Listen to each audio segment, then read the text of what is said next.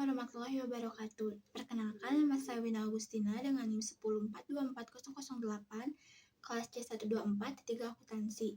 Video ini saya buat untuk melengkapi tugas evaluasi akhir semester mata kuliah analisa laporan keuangan.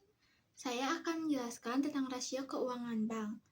Rasio keuangan bank adalah alat analisis yang digunakan untuk mengevaluasi kondisi keuangan, kinerja operasional, serta tingkat risiko yang dihadapi bank. Bank memiliki karakteristik bisnis yang diatur secara ketat oleh OJK dan Bank Indonesia. Oleh karena itu, rasio keuangan bank digunakan untuk 1. Mengukur efisiensi manajemen bank, 2. Memantau kesehatan keuangan bank, dan ketiga, memenuhi persyaratan regulasi dan menjaga stabilitas sistem keuangan bank. Analisis ini tidak hanya untuk investor, tetapi juga penting bagi pihak internal bank seperti manajemen dan lembaga pengawasan OJK, serta masyarakat yang mempercayakan dana mereka di bank. Tujuan analisis rasio keuangan yaitu 1. Menilai kesehatan keuangan bank secara menyeluruh, 2. Mengidentifikasi potensi risiko kredit dan likuiditas, 3. Membantu perencanaan strategis bisnis dan memperbaiki manajemen, dan terakhir, memastikan bank mematuhi batas minimal rasio keuangan yang ditetapkan oleh OJK. Jenis-jenis rasio keuangan bank itu ada 4. Yang pertama, rasio likuiditas. Rasio ini adalah rasio yang menunjukkan seberapa siap bank dalam membayar kewajiban jangka pendeknya. Kayak misal pas ada nasabah yang mau tarik uang dalam jumlah besar, bank harus punya cukup dana atau aset yang bisa cepat dicairkan. Kedua, pengukuran risiko-risiko. Risiko ini fokus ke seberapa besar risiko dari kredit yang dikasih bank, kayak apakah uang yang nanti dikasih oleh pihak bank digunakan sebaik mungkin oleh nasabah, terus apakah mereka saat mengembalikan dana atau uangnya bisa tepat waktu, sesuai perjanjian atau persetujuan antara pihak bank dan nasabah. Namanya juga kan bank, kerja utamanya minjemin uang ke nasabah. Nah, kalau misal banyak yang enggak bisa bayar, itu bisa jadi masalah serius buat bank. Yang ketiga, ada rasio solvabilitas bank. Solvabilitas itu kayak nunjukin kekuatan bank dalam jangka panjang, terutama soal modal. Jadi kalau banyak rugi atau guncangan ekonomi, modal cukup nggak buat tutupin kerugian itu. Keempat, ada rasio rentabilitas bank. Rasio ini tuh buat nunjukin kayak seberapa besar sih bank bisa menghasilkan keuntungan dari operasionalnya. Jadi kelihatan deh bank ini kerjanya untung atau malah rugi. Jenis-jenis rasio likuiditas bank yang pertama ada quick ratio. Quick ratio atau rasio cepat yaitu bisa mengukur seberapa cepat bank bisa memenuhi kewajiban jangka pendek dengan aset lancar yang paling liquid. Yang kedua ada investing policy ratio. Nah, rasio ini buat menunjukkan seberapa besar kebijakan bank dalam mengalokasikan dana untuk investasi. Yang ketiga ada banking ratio. Banking ratio atau sering disebut rasio perbankan internal bisa merujuk pada berbagai rasio yang mencerminkan struktur dana bank. Salah satunya itu kayak proporsi dana sendiri terhadap dana pihak ketiga. Yang keempat ada asset to load ratio. Rasio itu buat mengukur seberapa besar total aset yang dimiliki bank dibandingkan jumlah kredit yang disalurkannya. Nah, yang kelima ada cash ratio. Cash ratio itu buat mengukur kemampuan bank dalam membayar kewajiban jangka pendeknya hanya dengan menggunakan kas. Nah, yang loan to deposit ratio LDR adalah rasio yang membandingkan antara total kredit yang disalurkan dengan total dana pihak ketiga yang dihimpunnya. Selanjutnya ada pengukuran risiko-risiko pada bank. Yang pertama ada investment risk ratio. Investment risk ratio adalah rasio yang digunakan buat mengukur seberapa besar dana bank yang diinvestasikan seperti obligasi, saham, dan surat berharga. Yang kedua ada liquidity risk, risiko likuiditas. Nah, risiko likuiditas itu adalah risiko saat bank tidak mampu memenuhi kewajiban jangka pendeknya, seperti saat nasabah ingin menarik uang tapi bank tidak punya cukup kas. Yang ketiga ada credit risk ratio. Credit risk ratio digunakan untuk mengukur risiko kerugian akibat kredit bermasalah. Risiko ini muncul kalau nasabah tidak membayar utang tepat waktu atau bakal gagal bayar. Keempat, deposit risk ratio. Deposit risk ratio ini buat mengukur ketergantungan bank terhadap dana pihak ketiga kayak tabungan, giro, deposito. Nah, si ketergantungan itu karena dia ngambil dana utamanya dari sumber tersebut.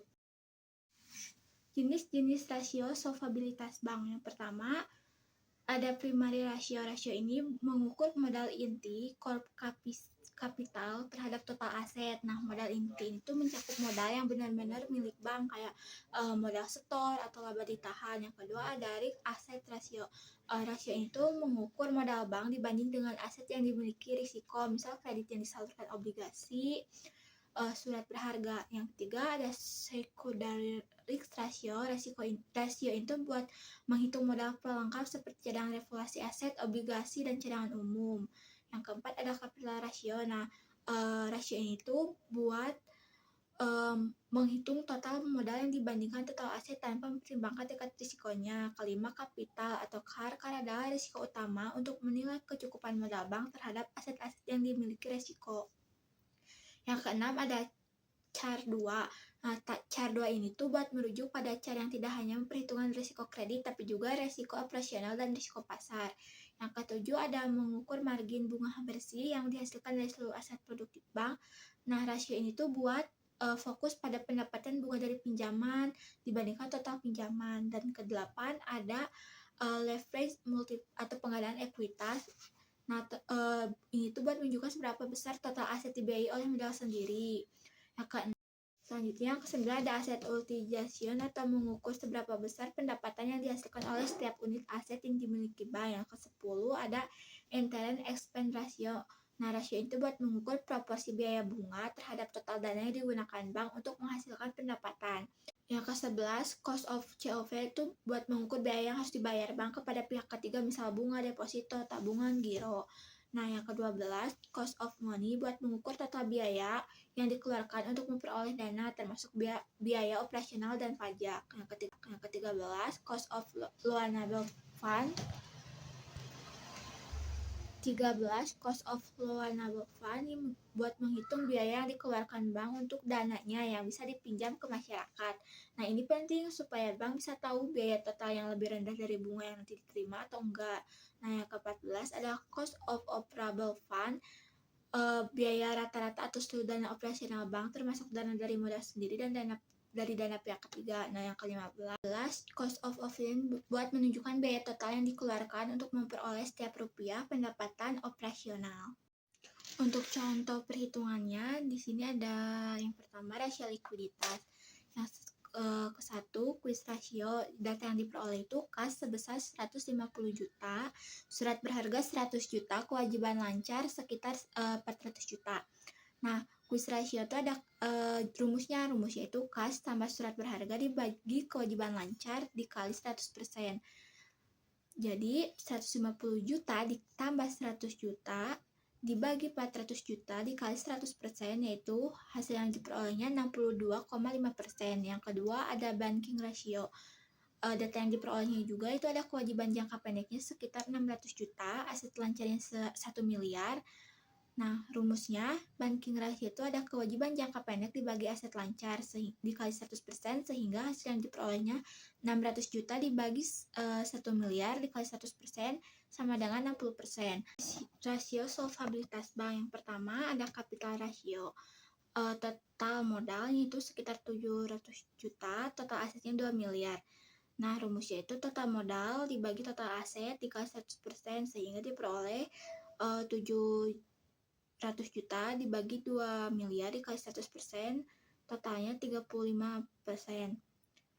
Kedua ada primary ratio. Data yang diperolehnya modal intinya sekitar 400 juta, total asetnya 2 miliar, sehingga modal inti dibagi total aset dikali 100% sama dengan 400 juta dibagi 2 miliar dikali 100%, itu data yang diperolehnya, hasil yang diperolehnya itu 20%.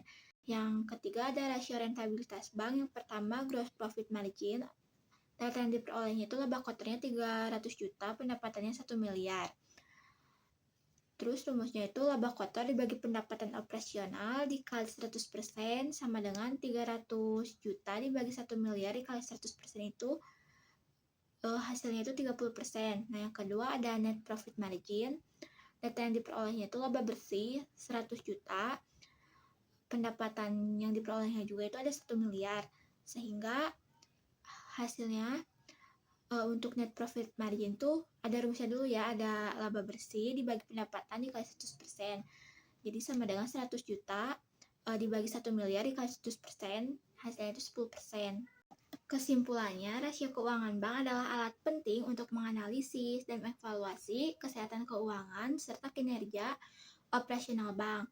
Yang pertama itu kita kan punya jenis rasionya. Yang pertama ada rasio likuiditas. Nah, rasio likuiditas itu bank bisa dikatakan sehat jika memiliki likuiditas di atas standar minimum dan mampu menjaga keseimbangan antara pinjaman dan dana nasabah. Yang kedua ada rasio risiko, risk. Nah, rasio risiko yang tinggi bisa menjadi tanda peringatan, sedangkan rasio rendah itu menunjukkan manajemen risiko yang baik. Yang ketiga ada rasio solvabilitas. Rasio itu menurut standar internasional CAR minimal harus 8%, namun semakin tinggi nilainya semakin aman bank tersebut. Nah, yang keempat ada rasio rentabilitas. Semakin tinggi rasio rentabilitas, semakin baik kinerja keuangan bank dan daya saingnya.